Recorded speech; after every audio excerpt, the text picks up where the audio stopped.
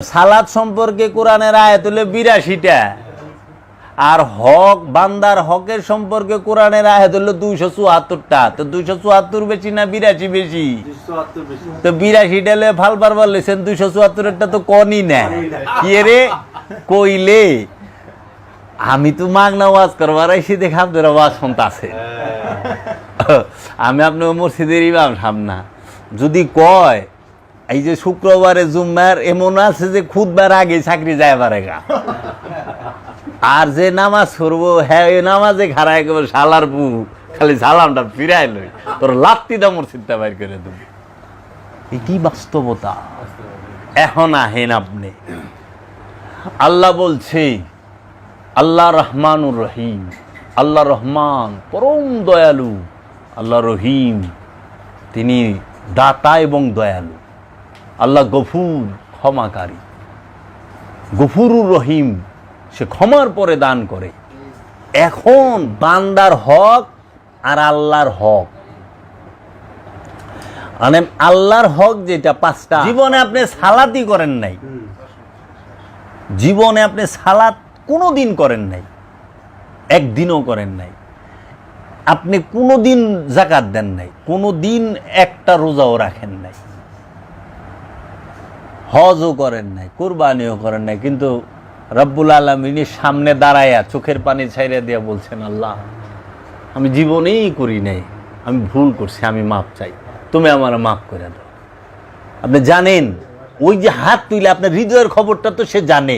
আল্লাহু সামিউম বাসির, আল্লাহ সব দেখে, আল্লাহ সব শুনে, আল্লাহ আপনার মাকামে সুদূরের খবর জানে। সে ওই যে আপনি হাত তুলছেন চোখের পানি ছেড়ে সাথে সাথে মাফ করে দিব। আল্লাহ বলছে তুই কত গুনাহ করবি, তুই কত গুনাহ করবি, আমি তার থেকে মাফ করতে পারি। সেটা হলো বা আল্লাহর হকের বেলায়। সালাত না পড়লে কেউ কাফের হয় না, গুনাহগার হয়, কারণ সালাত ফরজ। এটা যদি কেউ না করে, সালাত না করে, সে গুনাহগার হয়, কাফের হয় না। যে যাকাত না দেয় সে গুনাহগার হয়, কাফের হয় না। যে হজ না করে, জীবনও করে নাই, সে কাফের হয় না, গুনাহগার হয়। তাহলে কাফের হয় কি করলে আর গুনাহগার হয় কি করলে, এইটি সে নাগে জানবে না। অনেক মোল্লা ঠেলা মাইরে কয় এত নম্বর মৌলবী শরীফের মধ্যে আছে, মৌলবী শরীফের মধ্যে লেখছে যে দেখেন নামাজ না পড়লে কাফের হইয়া যাইবেন। আশ্চর্যের বিষয়, সালাত হচ্ছে ইবাদত, আকীদা না। দাসত্ব আর আকীদা, আকীদার পরে আসে ইবাদত। যার আকীদা খারাপ সে হয় কাফের। আল্লাহ এবং আল্লাহর রসুলকে যদি কেউ বিশ্বাস না করে, আল্লাহকে যদি কেউ বিশ্বাস না করে, সে হয় কাফের। শুধু আল্লাহকে বিশ্বাস না করলে সে কাফের হয় না, আল্লাহর রসুলকে যে মানে না সে কাফের। আবু জেহেল আল্লাহকে মানত, আবু জেহেল আল্লাহরে যদি না মানত তাই কাবার গিলাপ ধরে কসম খাটতো কে? প্রতিটা যুদ্ধের আগে কাবার গিলাপ ধরে কসম কাইটা যেত, কাবার ছায়া তলে বয়ে থাকতো যদি কাবা বিশ্বাসই না করতো। মুহাম্মদ সাল্লাল্লাহু আলাইহি সাল্লামকে রসুল মানে নাই, তারে বাইশটা কইছে, জীবনে রসুল আল্লাহ হয় নাই। তো আবুল আহাব আবু জাহেল এগিনা সবটি খোদা মানতো, কিন্তু রসুল মানতো না। এই রসুল না মানার কারণে হয়েছে কাফের, বুঝছেন? এখন আপনি রবের ইবাদত একটাও করেন নাই, রব আপনারে ক্ষমা করবে, কিন্তু আপনি তো রহিম মিয়ার টাকা মাইরা দিছেন। রহিম মিয়া তার আল্লাহ না, বান্দা, বড় কাইস্টা লোক, শেষরা লোক। রহিম সাহেব মাফ করে দেন। জাগা কি আল্লাহর মারছেন? এই যে বাড়ির বাউন্ডারি দিবার যাইয়া এক হাত ঢুকে গেছেন, এটা কি আল্লাহর জায়গা না বান্দার জায়গা? বান্দার আমানত। জায়গা তো আল্লাহর, কিন্তু আমানত তো বান্দার। তো বান্দার আমানত নষ্ট খেয়ানত করবেন আপনারে, বান্দায় না মাফ করলে। আল্লাহ কোরআন বলতেছে সুন্নাতুল্লাহ লা তাবদীলা, আল্লাহর আইনের কোনো পরিবর্তন হয় না, আল্লাহর আইনের পরিবর্তন হয় না। লা তাবদীলা কালিমাতিল্লাহ, আল্লাহর কালামেরও পরিবর্তন হয় না। এখন আপনি বান্দার জাগা মারছেন,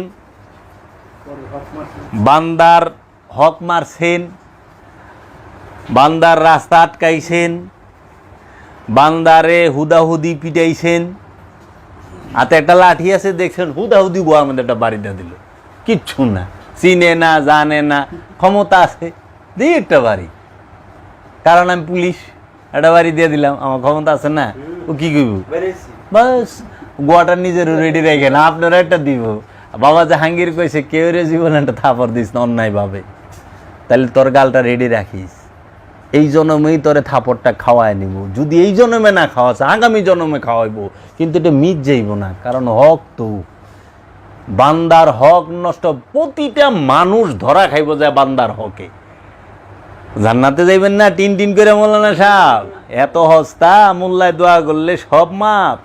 আরে মিয়া আমার বাপেরে মাইরা ফালাইছেন, আমার এতিম করছেন, আমার মায়ের বিধবা করছেন, মোল্লায় দোয়া করবো, হজে গেলেন আল্লাহ মাফ করে দিব, হইল তাই আল্লাহ জুলুমকার হয়ে গেল না? আমার উপরে তো জুলুম হইল যে আমার বাপেরে নিরপরাধ বাপেরে সে মাইরা ফালাইলো, আমার জীবনটা কষ্টে কষ্টে আমি বড় হইলাম, আমার মা তার জীবন যৌবন নষ্ট হয়ে গেল, আর হ্যাঁ মক্কায় যায় পানি ছেড়ে দিস, আল্লাহ মাফ করে দাও, আল্লাহ মাফ করে দিল, তা আল্লাহ কি সামাদ রইল? আল্লাহ তো জুলুমকার হয়ে গেল গা, অগো ভাষায় আল্লাহ তো জুলুমকার না, আল্লাহ ন্যায় বিচারক, আল্লাহ কি কাহার। এই কাহার রূপ কখন দেখবেন? বান্দার হকের বেলায়, বান্দার হক যখন সে ধরবো তখন সে হবে কাহার রূপ ধইরা বিচার করব, ন্যায় বিচারে কঠোর।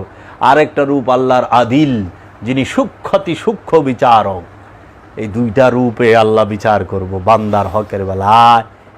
কি করছস? আমার হকের লেগে কোনো ঠেকা নাই, সব মাপ, বান্দার হক এর লেগে আপনার চলাফেরা আল্লাহর লগে না বান্দার লগে? ঠিক মতো চলতে হইব। ঘুষ খাইলে অবস্থা খারাপ, সুদ খাইলে অবস্থা খারাপ, মানুষেরটা মাইরা খেলে অবস্থা আরো খারাপ, পরের জুলুম করলে অবস্থা আরো খারাপ, দাম বেশি রাখলে দোকানে, ওজনে কম দিলেন, বেজাইলা মাল বেচলেন, সব বান্দার হক। কোরআনে 274 বার আপনারা দোয়া করেন, আমি এটা বাইর করতেছি, হয়ে আইসা আমার অনেকটা, আমি এইটাতে একটা কিতাব বাইর করুন, খালি কোরআনের আয়াতগুলা থাকবো যে মানুষ তোমরা দেহ, এটি কয় না কে রে, হেও বান্দার হকে আটকে রইছে। আল্লাহ কইছে লা তাকরাবুস সালাহ ওয়া আনতুম সুকারা, লা না না তাকরাবুস সালাত, নামাজে সালাতের দ্বারের কাছে যায় না, ওয়া এবং আনতুম সুকারা, মোহগ্রস্ত অবস্থায়। সুকারা শব্দের অর্থ হলো মোহ। আরও যদি ভাঙেন, শাক্কার আরবিতে বলা হয় শাক্কার, শাক্কার মানে চিনি, আর সুকারা মানে মধু, মিষ্টি, মিষ্টি মিষ্টি জাতীয়, মিষ্টির দ্বারের কাছে যাইবেন না করছে। লা তাকরাবুস সালাহ ওয়া আনতুম সুকারা, মোহটা মানুষের মধুর থেকেও মিঠা।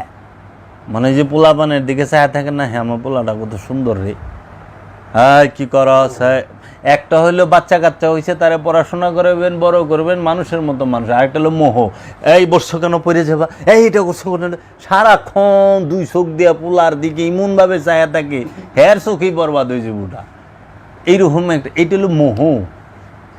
মোহ মানে হচ্ছে অ্যাটাচমেন্ট, কোনো কিছুর সাথে লাইগা থাকা।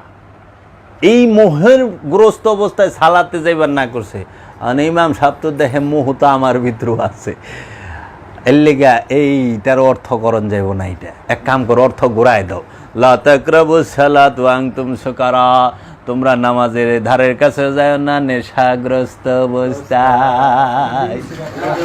বলেন সুবহানাল্লাহ, আমরা কই সুবহানাল্লাহ।